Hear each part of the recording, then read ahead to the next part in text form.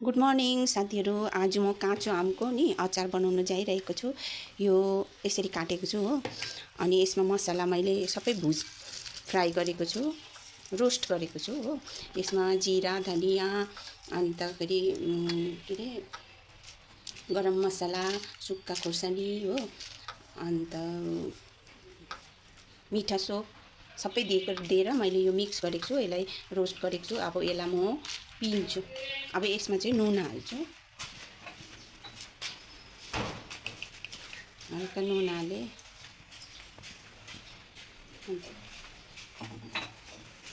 चिनी हाल्छु,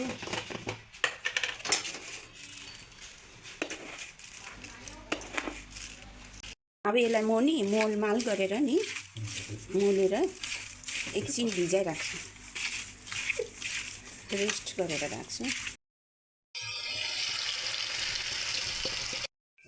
अघि भिजाइराखेको नुन र चिनी दिएर भिजाइराखेको आमलाई म कराईमा पकाउँदैछु।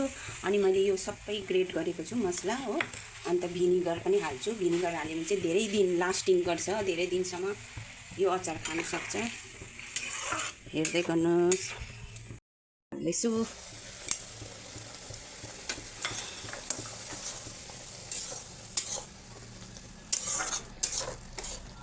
भिनेगर पनि हाल्दैछु। भिनेगर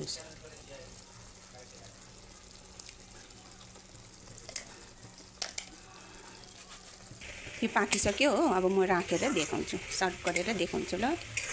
यो जाम जस्तो भएको छ हो। यो बोयममा राखेर खानु पनि सक्छ। तपाईँहरू पनि बनाएर खानुहोस्। Thank you.